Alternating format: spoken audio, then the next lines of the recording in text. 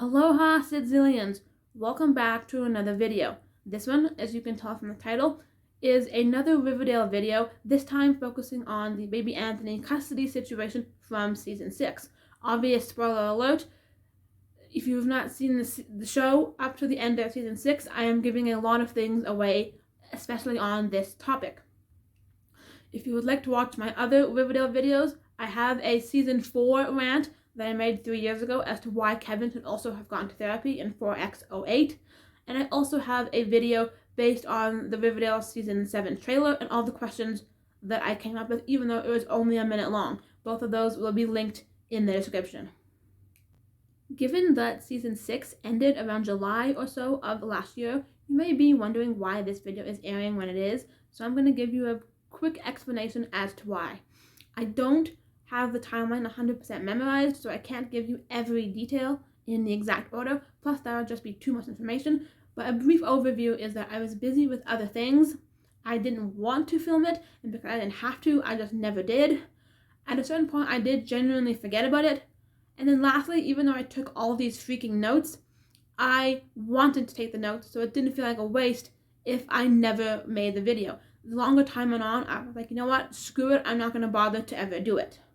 But I was writing down my questions for the season 7 trailer, and it reminded me about the notes that I had previously taken. I wanted to film a video on that, and so I changed my mind and decided that I will actually film this after all. Better late than never kind of thing.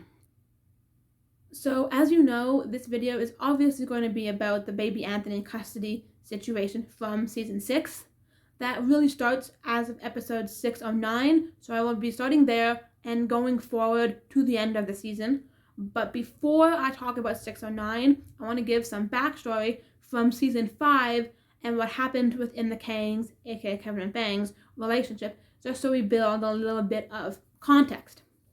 Now I have my iPad next to me. The season 5 information that I want to give you, I will be reading off Fandom Wiki, and the season 6 information, I will be reading the notes that I wrote as I was watching the various episodes. In fact, these notes that I wrote are so long that I maxed out my Google Keep document. I didn't realize that was a thing, but I reached the max characters and I had to open a second one because I was writing way too much stuff down. And in what I was writing, I tried to only focus on what was relevant to the baby Anthony plot, the baby Anthony situation. I have facts of what literally happened in the show. I have my thoughts, I have my feelings, things like that. But I did sometimes let other information sneak through because Percy is not only my least favorite Riverdale character, but he might be one of my least favorite TV characters ever. So sometimes it was hard for me to not write down how mad I was at a certain action that Percy had just taken in a scene. I tried my best not to do it, but occasionally that may slip in, so beware of tangents. I will point them out when we're on them, but beware of those tangents in the video. I'll only mention Percy when it's relevant to the Anthony situation or the aforementioned tangents as are written in the notes. Let's jump in now to my first bit of season 5 evidence, building the Kangs backstory. Okay, so it's time now, finally, for my first piece of season 5 evidence, and I want to talk starting from the 7-year time jump. We're going to ignore the part of season 5 that was technically them finishing off season 4 and just start from the 7-year time jump. As we stand, Kevin and Fang are the only high school sweethearts that have managed to stay together. Kevin went to Carnegie Mellon, Fangs graduated from U of Pittsburgh, and now they are back in Riverdale living together with Tony, the three of them in one apartment. So jumping now to a part the Fandom Wiki has titled Big Announcement. At night, Kevin is hooking up with a guy at a truck stop. This trucker announces his name is Rick, but Kevin doesn't want to be on a first name basis, so he leaves and ends the situation. By the way, Rick will be important later. I'm going to bring that name up again. So now Kevin's at home with the groceries. The groceries took him 3 stores to get to. And I quote the list: regular milk, oat milk, almond milk, and 2 varieties of sugary cereal. Tony thanks them for getting these for her. It's her pregnancy cravings, pregnant with Anthony at this point in the show. Fangs notices Kevin is acting different, a little strange in the scene, so he asks if maybe Kevin is nervous for the announcement they're going to make, but Kevin assures him that he is not. Fast forward to when Fangs and Kevin are hanging out in a sauna. Kevin wants to talk about stuff before things get crazy. Kevin begins by saying they're in an open relationship, but Fangs points out that they're only open for when he is on the road, him, Sweepy, and other serpents as truckers, because they need a way to make money when Riverdale is in major decline. Kevin and Fangs can't be, with each other, so to get it on, they've allowed other people to come in and fulfill those needs. Now that things are different, Fangs wants to close the relationship and become monogamous, a fresh start for both of them. Kevin nods like he's agreeing, but in fact he is not. He's upset and does not like this. The following morning at school, Kevin, Fangs, and Tony thank all of their friends for coming to sit in the lounge, that spot with the iconic couches they're always at for various conversations and scenes in the school. Even though short notice, they would like to make their big announcement. The big announcement being that Kevin and Fangs are engaged, they're fiancés at this point in the show, and also that they're having a baby. We don't know who the dad is. It could be Fangs, it could be Kevin. In fact, it could even be someone else, but we know that the mom is for sure Tony. This is not some surrogate situation. Everyone is very happy for the couple and their two announcements, except, of course, Cheryl, because she's still hung up on Tony at this point in the show. Later on in that same day, the gang has gathered at White Worm, the Serpent Bar, because Cheryl is going to make her own announcement. Her announcement being that she's throwing a party to celebrate their wild youth, a final chance to recall reckless teenage selves. But since they're adults now, her little fete will be a key party, a classic American round of sexual switcheroo. They'll draw keys and pair off, and they're encouraged to act on any impulse, but because we're an open group, you cannot switch keys. If a quote-unquote straight guy gets another guy's keys, well, too bad, you two are men pairing off together for this activity. Later on, at the gym, Fangs is doing some weights when Kevin shows up and suggests that Fangs bring one of his hot truckers to the key party so he can spice things up. Fangs doesn't understand why Kevin wants to do something like this, since as far as he understands, they have decided to be monogamous and exclusive. Fangs never brought a friend home because that was their one rule as part of their being open previously. Since becoming husbands and soon to be fathers, Kevin wanted to get, and I quote the wiki, every horn dog impulse out. So with no strings, no guilt, and no secrets, end quote, he would like to have a hot trucker come to the party. So now we are physically at Thornhill Mansion for Cheryl's key party. Kevin and Betty are drinking wine, sitting on the couch, talking before the activities actually start. Neither person is sure why Kevin asked Fangs to bring a trucker. But the two main theories are that Kevin, A, wanted to see whether or not Fangs would actually do it, and B, he wanted to see what Fangs was giving up in order to stay with just him and only him. And it turns out that Fangs did do it. He does bring a trucker. But who walked into the room? But Rick. I told you the name would be important. It was freaking Rick, which is ironic as all heck, because imagine it this way. Kevin and Fangs, with each other. Kevin and Rick have you-know-whatted. I'm assuming Fangs and Rick have you-know-whatted, because why else would he bring Rick?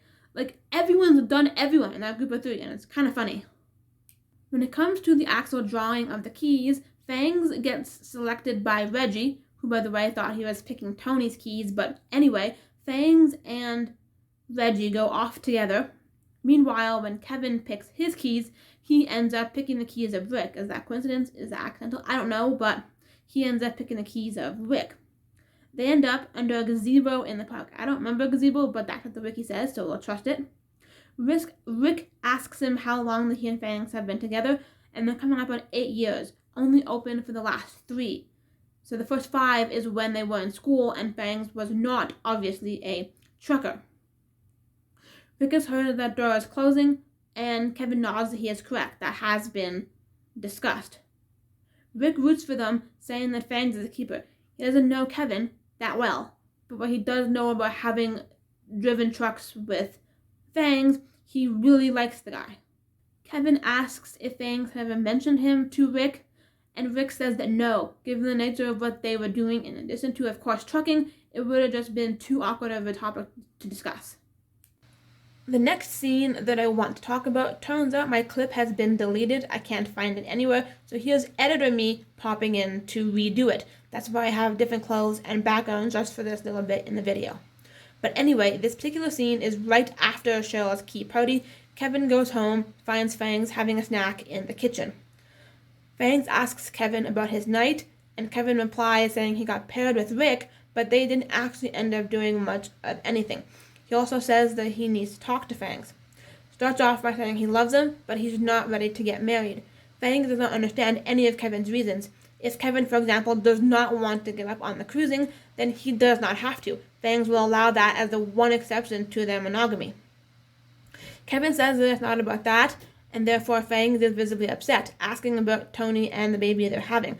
Why, all of a sudden, is Kevin imploding their relationship when he's the one that pushed for all of it? The time they were open, the marriage, the baby, every little thing, Kevin wanted it first, and Fangs was just agreeing and going along because he also wanted it too. Kevin has no idea what to say except sorry, so he just storms out, and Fangs is there, upset, angry, disappointed. If you've already seen my Riverdale Season 4 rant, you should already more or less know my stance on this. But if you haven't seen my rant, you've probably seen the first 4 seasons of the show, given that you're watching this video. So that being said, I am upset about the Kangs Season 5 breakup because the breakup is Kevin's fault. And here are my reasons. Number 1, the way Joaquin affected Kevin. Joaquin Dumper, Kevin Dumpy, and the way he felt about it. Number 2, the same thing happened with Moose. Moose Dumper, Kevin Dumpy, and the way he felt about it. In fact, with Moose, he was so low that Evelyn was able to control him. Evelyn was able to convince him to join the farm. If Moose stuck around and they didn't break up, or if his friends and family had been more there for him, like I mentioned in my Season 4 video, then he wouldn't have been so weak to let Evelyn's control work. But anyway, this is not a farm rant. Point 2 is Moose. Point number 3, harkening back to the farm, is that Fangs Dumper, Kevin Dumpy. I don't know if they really truly broke up when Fangs ascended and not Kevin, but technically speaking, that was Fangs' fault. So, given how Kevin felt, not once, not twice, but 3 times, what Joaquin did to him, what Moose did to him, and previously it was also what Fangs did to him, why the heck would he then turn around and do the same thing to Fangs? He should know how it feels. He should know how much of an awful thing it is to go through. Now, I'm not saying that every couple who dates has to be an endgame for life. Soulmates in the universe, blah, blah, blah. I'm not saying that every couple who gets married has to stay married for life. Divorce is a thing that exists. But I'm saying the way he did it, when, why, how, like it's the way Kevin did it that is the problem. He didn't say the full truth properly enough, and even though he wanted everything, he wanted the marriage, he wanted the baby, and Fangs like, yes, I want that too, I'm agreeing with you, he's the one calling it off, even though Fangs still wants it. Also, they're kind of too far along with the baby to kind of cancel it. Tony's going to be giving birth, a baby will exist whether you want it or not. So, Fandom Wiki titles this next chunk of information as the internalized homophobia section, and our first scene is when Tom, Kevin's dad, is helping him pack up his stuff and move out of the apartment he had been sharing with both Fangs and Tony. Tom is very upset as they do this because a few days ago, Kevin was going to be married with a child, and now all of a sudden he's not. Kevin explains that he's maybe not the kind of guy who deserves a family, but also it was his decision. He's all chill, nonchalant, and cool about it, but Tom is not having any of that. He wants to talk about it, but Kevin obviously does not. We now cut to a scene where Kangs is hanging out at Thornhill after accepting Cheryl's invitation. Because she threw the key party, she is concerned that her actions that potentially caused Fangs and Kevin to break up, the deeper issues that were revealed due to who and what they did during the party. Fangs, however, points out that Kevin has never truly been all in, and he doesn't know whether it's because Kevin is ashamed of who he truly is, or if it's something to do with him specifically, something about Fangs himself. Kevin says that he's not ashamed of who he truly is, but Fangs rebuts that and says, well, why don't you pick up in the woods with random strangers then? He clearly does not want to be in a real relationship. Kevin is upset, telling Fangs that he does not know him and all of his experiences, but Fangs says, and rightfully so, that I'm freaking marrying you. I should know all about your past. I should know everything about your experience, good, bad, ugly, etc. Kevin thinks it's too late for that, and he storms out of the mansion, telling Cheryl to butt out of their lives. It's not her business. Flash forward to when he's back at the gym, in the steam room, he meets Shane, flirts with Shane, and puts his hand on Shane's leg. only to get beat the hell up because Shane is not into that. And by the way, Shane is a character we never see again ever. He was a one-off in the scene. Back at home, after the incident in the steam room with Shane, Kevin is getting some ice put on his bruised forehead with his father, and his father Tom is obviously very seriously concerned about what is going on with Kevin. Kevin confesses that he might actually, in fact, be ashamed about his true self. He clearly lied to Fangs and Cheryl in the previous scene. Tom is concerned, yet again, asking if he ever did anything wrong himself. What did he do? But Kevin assures him it's not his fault, it's his mom's fault. Once, many years ago when they were back to school shopping, she made some offhand comments about him needing to buy, and I quote, husky clothes. He felt so ashamed, so he told his mom that he was going to go meet Betty, but instead went to Fox Forest to be alone, at that point in his life, not knowing that it was a cruising spot. However, he found a cute guy there, one thing led to another, and all the stuff with his mom washed away. He didn't feel upset or angry anymore, so he just kept going back there, and it's like he's hardwired to be that way. He just can't not do it because it makes him feel so much better about himself. And also, this one line I'm going to quote exactly, Kevin cries on his dad's shoulder. At this time of watching the show, I didn't think twice about that scene, but now, all these months later, that totally gives me Heartstopper vibes. Kevin is Nick, and his dad is Charlie. Remember that scene in the bedroom? Nick comes over and he has like internal crisis. Anyway, not to go off on a Heartstopper rant, but now that I've heard about that show, this scene totally reminds me of that. I think we're on the third heading, but either way, it's titled Joining the Blossom Ministry. I will not be going too in-depth about the ministry because it's irrelevant to the Kangs situation, and also I've probably given too much backstory as it is, but there are a few key points under that heading I need to discuss. Firstly is that Kevin goes back to cruising in Fox Forest, hooking up with random men in the middle of the night. And we all knew he would. Of course, I assumed it, but now here we have the definitive concrete proof. As well, Cheryl is talking to Kevin at school about her family's ministry. She's trying to convince him to join and attend one of these services. He does not want to, seems reluctant at first, but by the end of the conversation has agreed to come. Later on, Kevin informs Cheryl that service was not his speed. Cheryl accepts that to be the case, but also maintains that there's a hole inside of Kevin, probably due to the breakup with Fangs. Kevin admits that breaking up with Fangs was the wrong thing to do, the worst thing they've ever done, and I'm like, yeah, I told you. Listen to what I said earlier in the video. I could have told you that before you did it. But I don't want to get mad. I don't want to get angry. Our son is done. We can't undo it. But anyway, Cheryl advises Kevin to go talk to Fangs and apologize. Regardless of how he responds, Kevin will feel better knowing that he's tried. So of course, Kevin decides to take the advice. He goes to the apartment that he used to share with Fangs, because Fangs himself still lives in the apartment, and I'm assuming Tony as well, but anyway, she's not important right now for the scene. He begins to talk about his feelings, but freezes when he enters the apartment, because who should appear from around the corner? All people, but literal freaking Moose. I lost my mind at that scene. Partially because A, it's Moose, and he's one of my all-time favorite characters of Riverdale. Number 2, imagine your ex dating your other ex. Like, that's probably gotta be more awkward than the Rick situation, I dare say. And number 3, it was really funny because when Moose comes through, he's like, baguette! He just has the giant freaking stick of bread that he's been baking, and it's the funniest thing. I'll see if I can find him saying the line about the bread. That's the one scene I will insert. Get more baguette to the rescue. Oh my god. Kevin! Oh my god. Moose? Hey, it's been a while, huh? But, I thought that was hysterical, but also it was really awkward.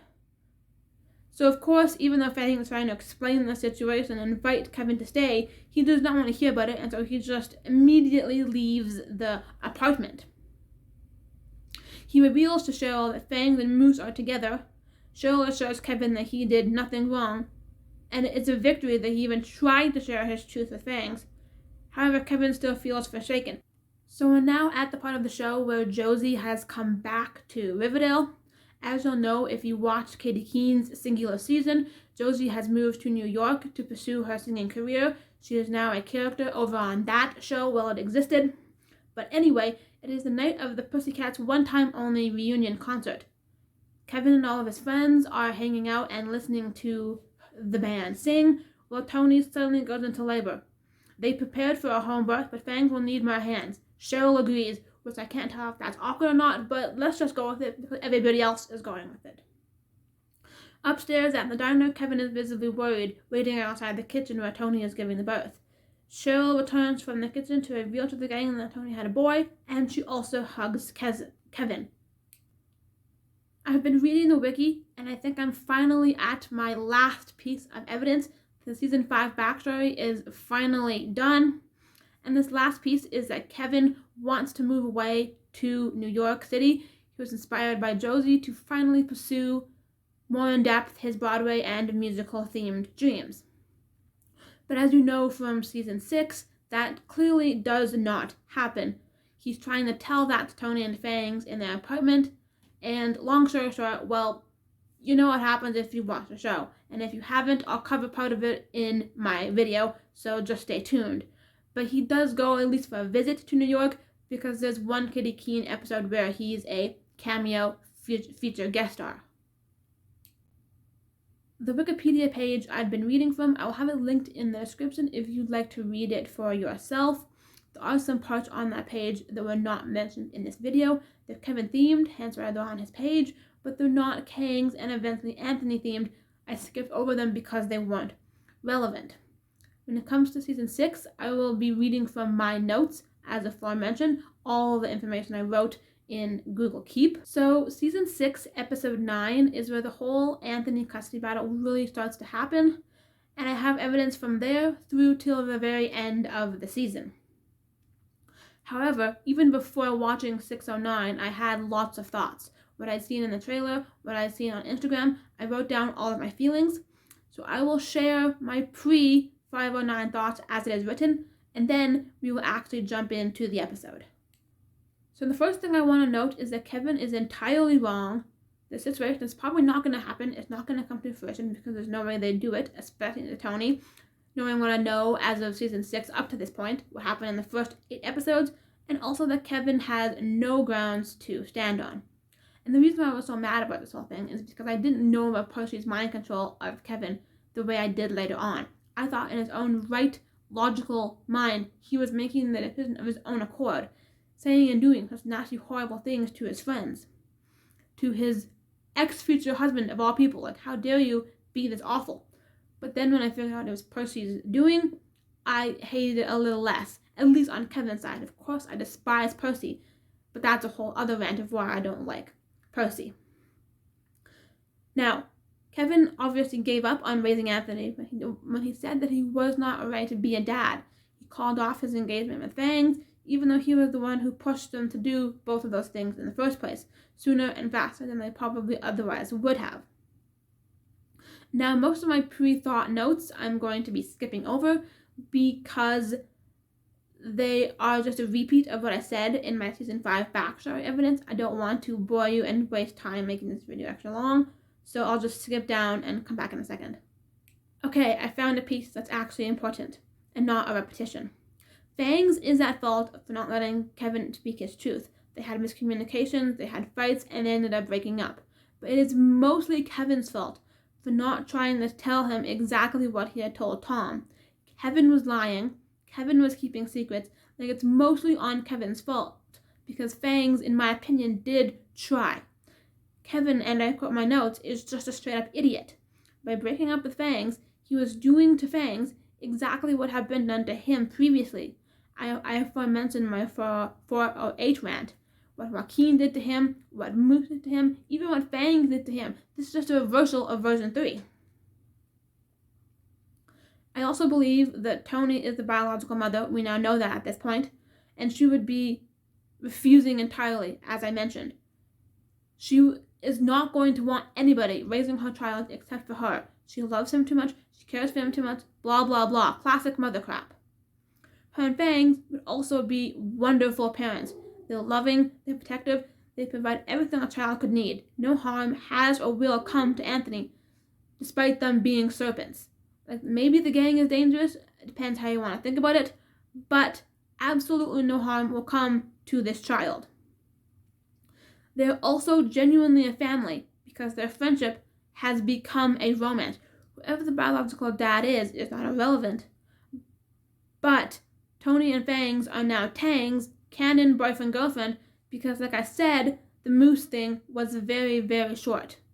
At least in Fangs' case, I smell rebound. He was mad, upset, angry, whatever, because of Kevin breaking up with him. Moose was in town, he acted on it, and because he didn't truly like Moose, that's why it died so quickly. I also feel that if for some reason Tony and Fangs were unable to raise their child, then the serpents would step up because they are a family. I know they let Kev babysit him and they had to fight the ghoulies, but that is beside the point. I think that the serpents, I think the serpents will be incredible guardians and caregivers for Anthony. If Sweet Pea was around, I would list him specifically as Fangs' best friend, but last week she actually got on Josie's tour bus and you haven't seen him in age. Actually wants to have a kid, there needs to be an alternative way to get him to have one.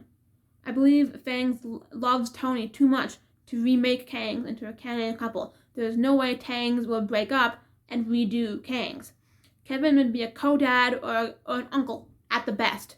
They can go back to the situation they had before with the three of them, except as I mentioned, Tangs is dating not Kangs. Okay, so we are now finally getting into season 609 and forward evidence. I finished the season 5 backstory context, and I've also finished my pre-thoughts having watched 601 through 608. So, first to mention is that with the exception of Archie, Betty, Jughead, Veronica, Tabitha, everything going on is due to Percy's mind control. I kind of alluded to that previously, but now having watched the episode 609 for real, I know for certain. I know that this whole Anthony situation is likely due to Kevin's control. He is not making this decision of his own accord, he's acting on behalf of Percy as a minion. In fact, it even says so on Kevin's page. There's a whole section of his wiki titled Under Percival's Control. Percy thinks that the serpents are a very dangerous gang, which is totally not true, as I alluded to earlier, but that's how he got a job as a sheriff and onto the council after Tony was wrongly voted off. With the mind control powers, he was able to convince everyone else to believe his false information as the truth, as reality. Her attempt to rebrand the group as someone who helps youth and seniors as opposed to the gang they used to be, it will not take hold. It also may not even be enough if Percy just has a grudge on Tony herself, as opposed to the serpent as a whole for no reason, like he might just hate Tony, period. And just to quickly give a touch of backstory, some evidence of evil Percy. I know I said I wouldn't go into it, but we need to in this case just to understand the mind control in regards to Kevin. In 608, he forced Doc to hit Kevin so badly that Kevin had to go to the hospital. He also convinced all of the homeless people to leave Sketch Alley and to leave town. At least that's what I assume happened along with the Core 4. He's also using the ghoulie war that's been going on between the serpents and the ghoulies to trick Kevin into thinking that Anthony is in a dangerous environment. He makes him talk and act in an offensive way towards them when he knows dang well Tony, Fangs, Sweet Pea had been around, all grew up as serpents. As I mentioned previously, how dare you disrespect ex-future husband? Like, of all people to be rude to, it seems like Fangs should be off that list. Also in 609, when the cops bust down Tony and Fang's door and raid their house when they're eating dinner, I just did not understand that. Where did they get the warrant from? And how did they know about the weapons when even Tony didn't know about them? I yelled so much on my screen. I was yelling and angry, only to realize I was wrong as soon as I clicked play. Turns out the weapons belonged to Fangs for the ghoulie war, but he hadn't actually used them yet. However, the weapons have no bias on Anthony being in a dangerous environment. Parent and gang duties are kept separate as much as humanly possible. Plus, when arresting Fangs, why are you arresting him? He didn't want you entering his son's room, seemed valid to me. He shoved Kevin on the wall, but it was forceful, not harm. He was stopping you from doing something he didn't want, not actually injuring you. As far as I understand, Kevin walked away just fine from the whole encounter. He wasn't banged up in any visible way. Moving forward to when baby Anthony was momentarily gone missing, I believe that Percy probably somehow snuck into Tony and Fangs' house to kidnap him himself. He stole Anthony before calling a false report into social services. That's how he knew where to find the kid. For example, the ghoulies shooting themselves, as according to Cardle's report, was probably his doing again. The ghoulies were mind-controlled into committing the mass suicide, and the serpents were almost also gone as well because the cops, more brainwashing here, would have fired their guns incorrectly. I also bet that Twyla didn't escape. She was set free. And I believe this, that Twyla was set free, not escaping, because Percy was right there next to her.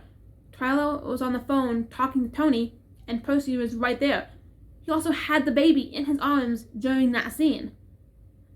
I believe he stole the baby and called in a false report because he took the kid himself. Moving on to the next scene, I also believe that Miss Weiss is under Percival's mind control of the social worker, because otherwise, why the hell would she agree and take on Kevin's case? She would realize how wrong he is, how stupid, how rude. I could go on listing the adjectives, but if she wasn't also thinking the false truth through Percy, she would never have agreed to take on Kevin. Nobody would have, I swear. Okay, so my original plans way back when for this video, I was going to stop my notes and record after having watched 609, but there was not, in my opinion, enough evidence to make the video justifiable.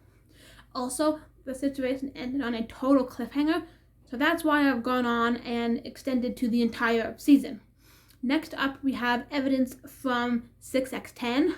The one piece that is valid from this episode is that Fangs was getting out of prison and he got mad at Tony for pole dancing. Normally he would do anything to make a quick buck, but since they're in a custody battle, this probably does not look good on their legal records. Jumping now to 6x12, Tony invites Kevin to her house to have dinner with her and Fangs to discuss the fate of what is going on with baby Anthony. Kevin brings up the fact that they're dangerous serpents. Tony brings up his cruising and why that is sexually unsafe. Basically, each of them saying why the other one is a danger. And I am mad at the logic that both of them used because they are wrong. In Tony's case, I specifically refer to what Kevin talked to his dad about in season 5, the whole homophobic mom situation as I referenced previously. I assume he will go to dinner because Tony said see you at 6:30, then hung up, but that was before the major fog rolled in, and spoiler alert, he does not go. So where is Kevin when the fog rolls in? Well, he's at school, marking pop quizzes. As we know, he's a teacher of 5 or 6 different subjects at this point in the show. And when he's marking those pop quizzes, we get flashbacks. We see the 1X04 Joaquin kiss from the movie theater. We see him in Fox Forest cruising. We see the awful guy Shane, who would beat him up in the sauna. Then he leaves the table, but not the room/school. It's too dangerous to be outside due to the fog.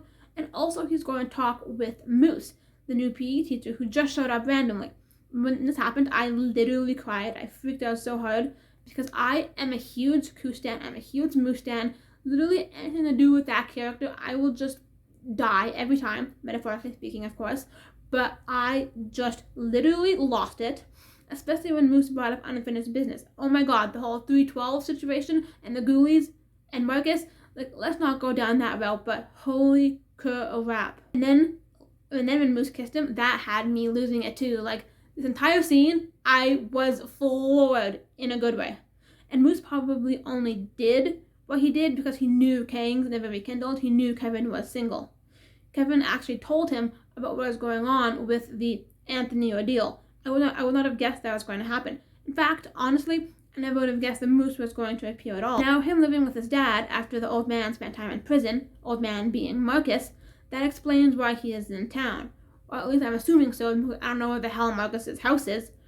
But anyway, in the interim between 312 and now as a school teacher, I'd forgotten that Moose said he was a trucker, but turns out he was part of that whole situation. That's probably how he got connected with Fangs. Granted they knew each other in high school, of course, but my point is, after their kiss, Kevin fell asleep and he had a really bad dream. Saw the guy walking behind him in the washroom. He refused to tell Moose any of the details once he woke up. He refused to share the nightmare.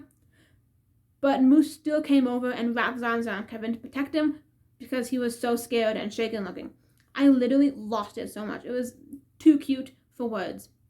However, speaking of words, I will quote Moose's line. He said, "I'm here, Kev, I got you." Super precious, and hopefully we see a lot more of Moose. I have endless things that will be good about that.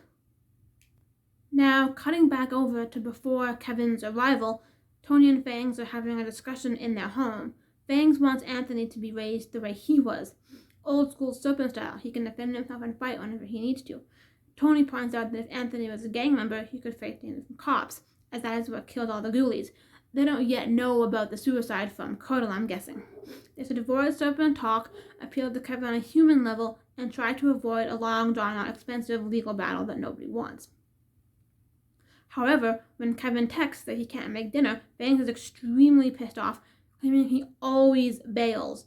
He bailed on their marriage, he bailed on them and his family, and now he's suing for custody of said family.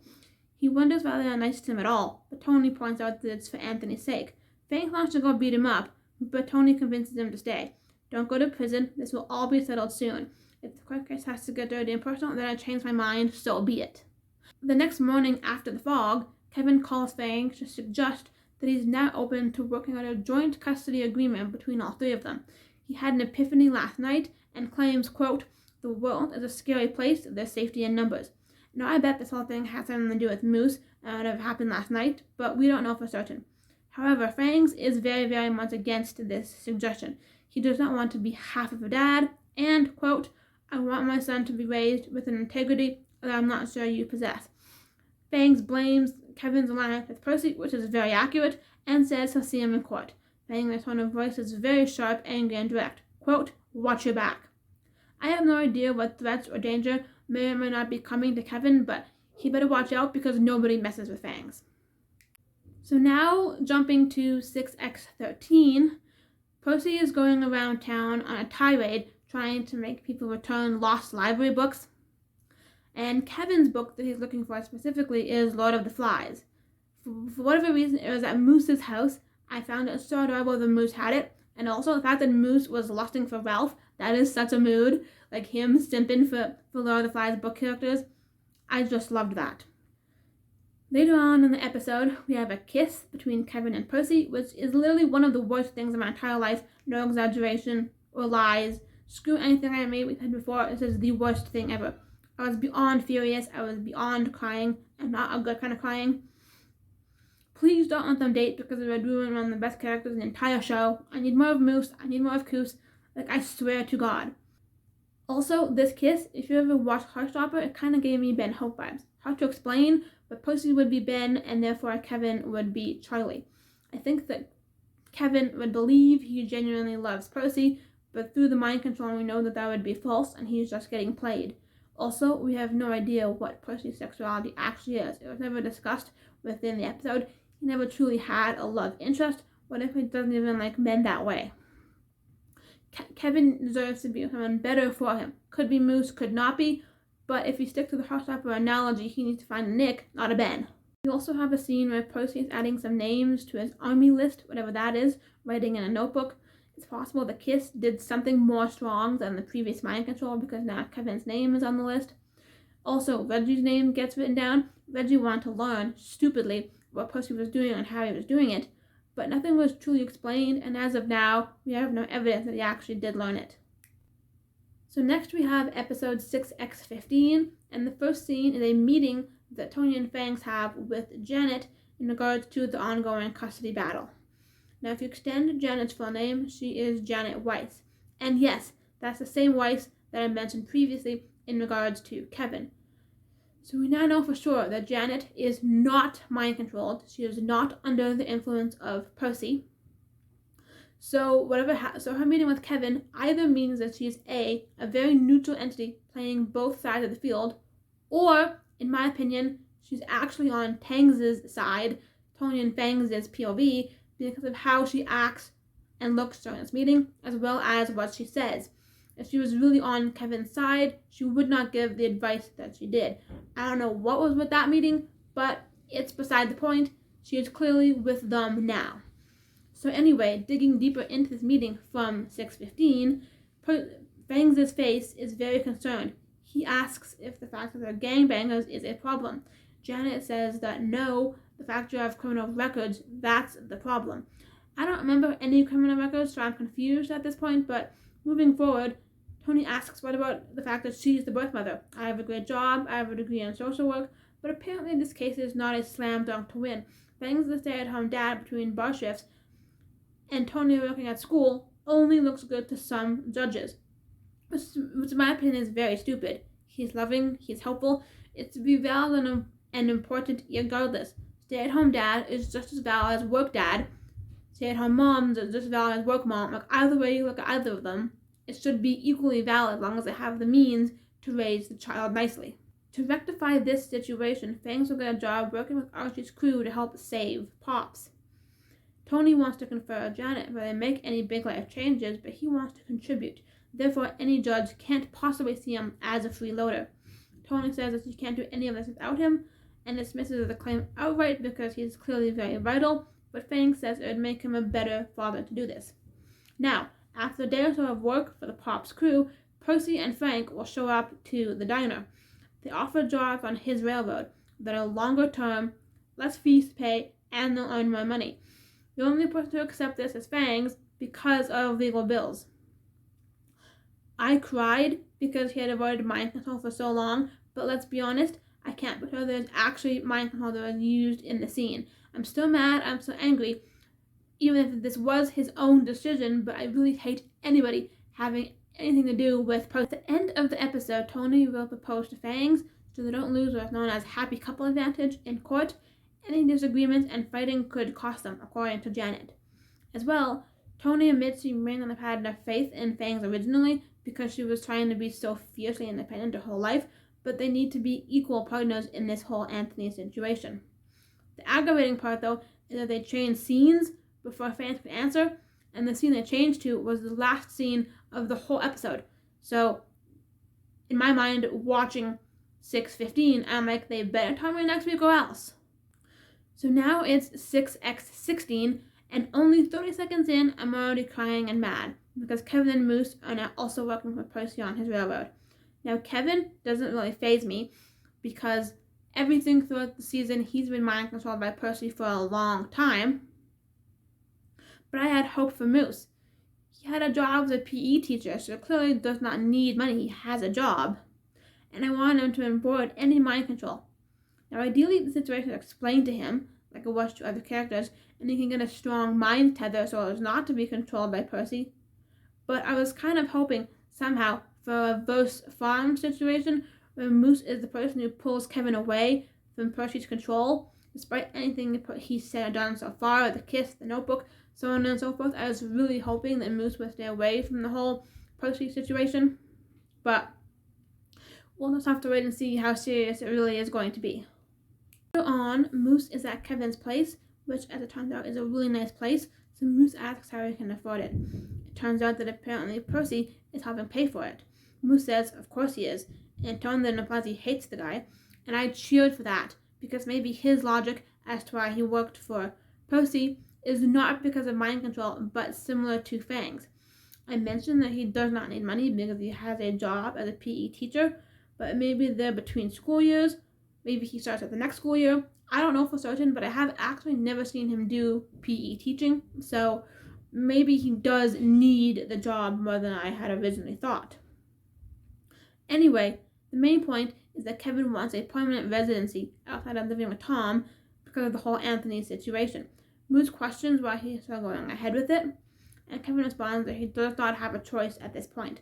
But actually, the idiot, you do, just agree to call the whole thing off. Leave the baby with Fangs, leave the baby with Tony, and call it off before it gets any farther along. The next scene is Tony and Fangs talking with Fanshawe, and I have no idea who that is. My notes clearly autocorrected to something incorrect and false. I've googled it and got nowhere. I also am not fully certain what the name is supposed to be. There's nothing it seems close to. I read the paragraph and it seems like it might maybe be Miss Weiss. It might have been a Janet scene. I'm not certain, but I still want to read the paragraph anyway because it's a lot of important evidence that we'd be losing out on. So anyway, Fanshawe asks how long they have been serpents. The answer is life. Both Tony and Fangs have been serpents since birth. They also have multiple arrests between them. I can only think of one when Fangs was in prison earlier in the season, but maybe that part of the backstory was never in the show, unless I just forgot. Most of these arrests are misdemeanors, happening when they're juveniles, but any lawyers Kevin has will use anything against them, every possible bit of evidence, to expose them as unfit parents. It sounds like you're on trial because you actually are on trial. Kevin also wants to get a paternity test. According to Tony, and Fanshawe agrees, he would just use the results as evidence against them. Also, the separate rebrand from biker gang to political activist group needs to happen quickly. Fangs hates Fanshawe, but liking her is not important. They just have to work with someone who will help them win their case. Right after this meeting, Tony asks Fangs about his answer to her proposal. He says he wants to say yes for the right reasons. She asks if them being a family unit, having stability in Anthony's life, is enough. He cuts back with, quote, "You mean like the serpents?" Clearly Fangs is so bitter about the changing nature of their gang. Another scene from the same episode, Percy's work crew is sitting around having a break, eating lunch. Kevin is showing pictures of Anthony to another employee on his phone, saying, quote, "He looks just like Daddy," obviously a reference to himself. Not far away, since he hears it all go down, Fang says, quote, "Anthony is not your son. Otherwise, you would not have walked out on him like a coward."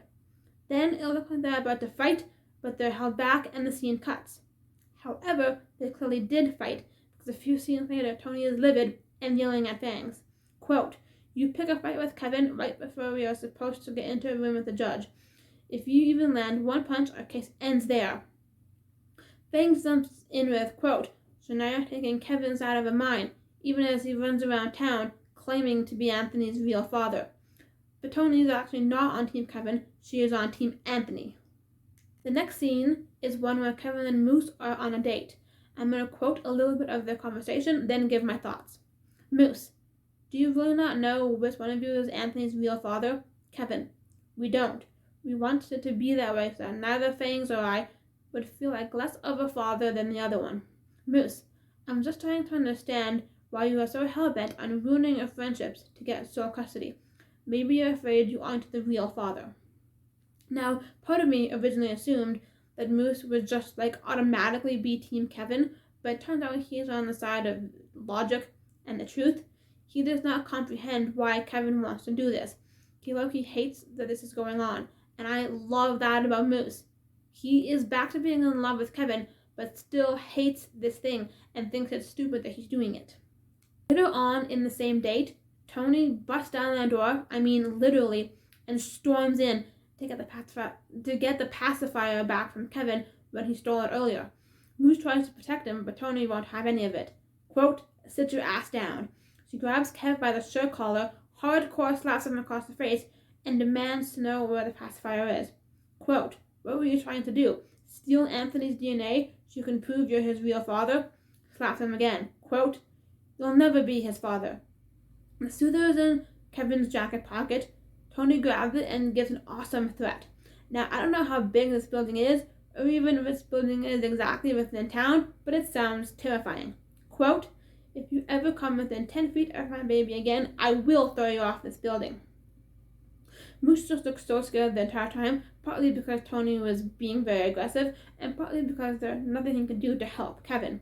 Lastly, the irony of the whole thing. Tony was so pissed, livid at Fangs for the fight, where he never actually touched Kevin at all, only for her to land 2 intense slaps. Kevin's face was literally bleeding, and she went home to put an ice pack on her hand. We've also determined that no serpent rebrand will be happening. They need to stay true to themselves and be strong. No weak apologies, no denials. When telling Fangs this, and I assume it also ties into being at Kevin's apartment just a while ago, I love how instantly concerned Fangs got. You see it in his face, you see it in his voice. It's just so cute. Baby Anthony will ASAP be inducted as a gang member, and Fangs also finally answers her proposal question by saying yes to the marriage. The last scene I want to mention from 6x16 is Kevin talking to Percy about how he failed to bring the pacifier into the lab. But Percy does not even care at all. He just casually drops the bombshell that Fangs is in fact the true biological dad. Moose is there in the background of the scene, you see when it pans out, and it's kind of hysterical to me. Kevin then asks Percy how he knows, and Percy says, quote, "I just know things," which in my mind is the stupidest, vaguest answer ever, but at least now I know the truth of who fathered this child. So we've now finished document 1 of my notes. Moving on to document 2, we start with episode 6x17. Percy manages to mind control all the Pops workers currently enjoying their free meal, and they walk out of the restaurant like a bunch of zombies. Now I thought Fangs had a strong enough mental tether, using Tony and or Anthony, to be able to ignore it all, but nope, he was among them. That's why this part is relevant. Also, after Percy used his powers, he got a nosebleed. There's absolutely no connection between Stranger Things and Riverdale, but I just thought I'd mention it because it's impossible to ignore the identical comparison between him and Eleven. So, Kevin ended up hearing about Tony and Fangs' marriage proposal through his lawyers. Cheryl actually wants to join forces with them and curse their union, which, weirdly enough, he agrees to do.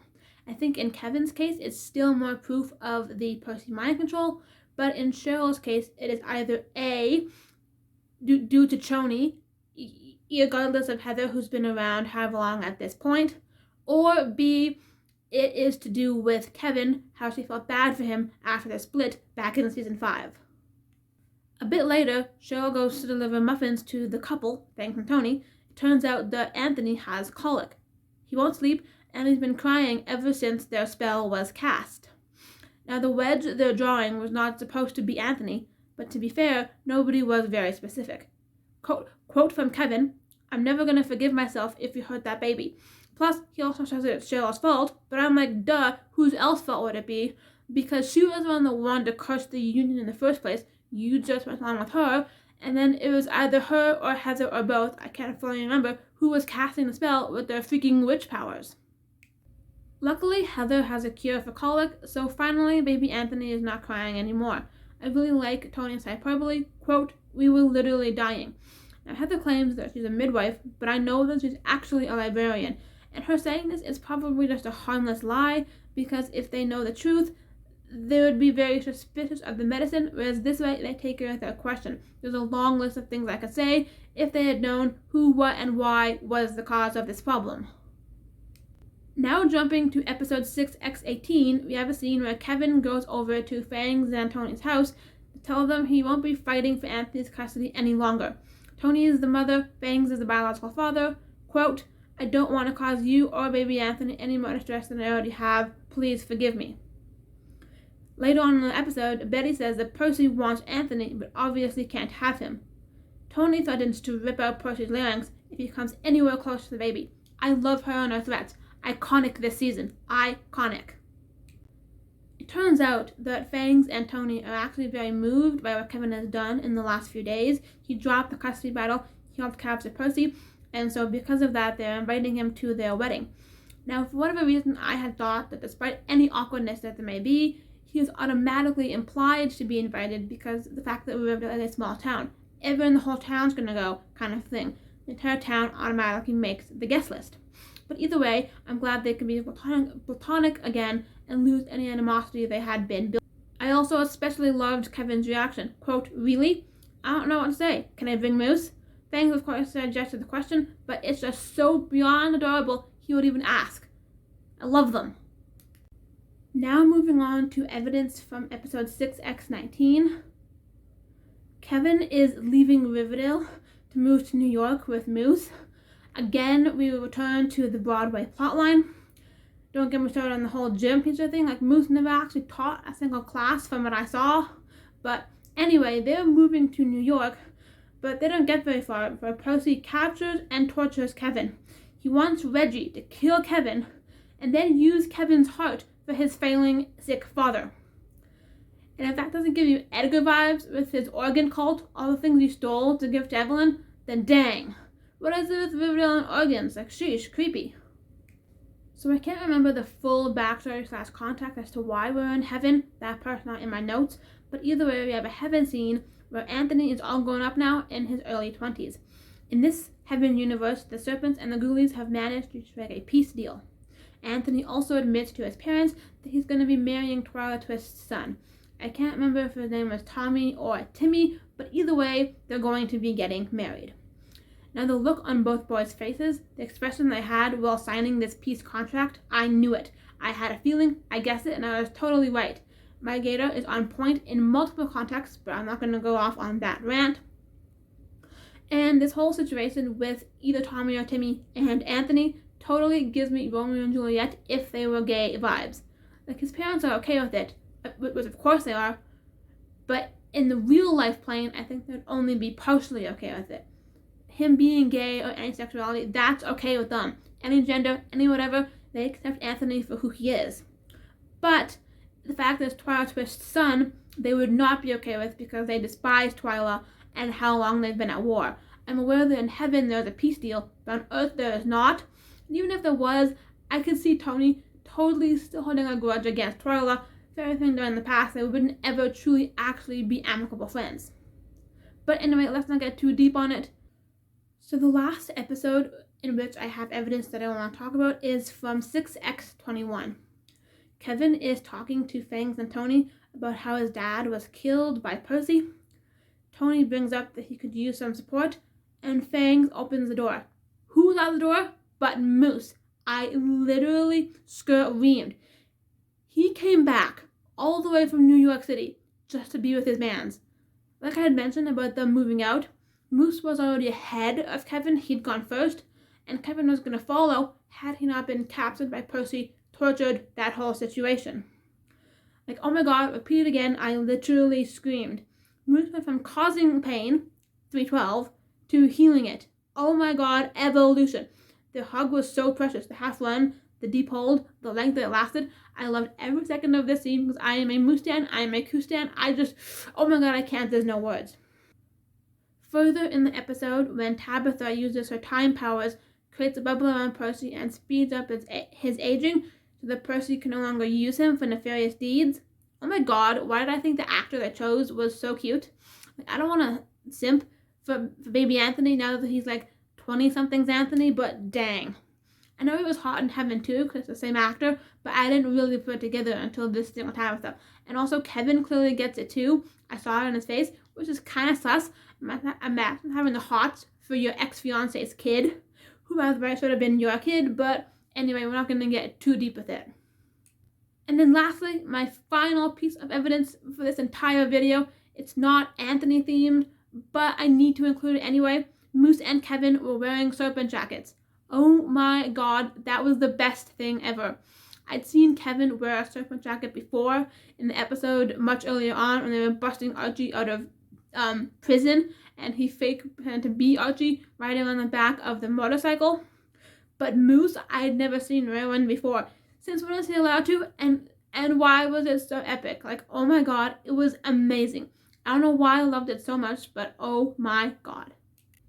So in making this whole entire video, this really long video, I'm assuming, there probably was a point, but what it is exactly is hard for me to articulate. So just in brief summary, I started off watching a trailer for 6x09 and being furious at Kevin.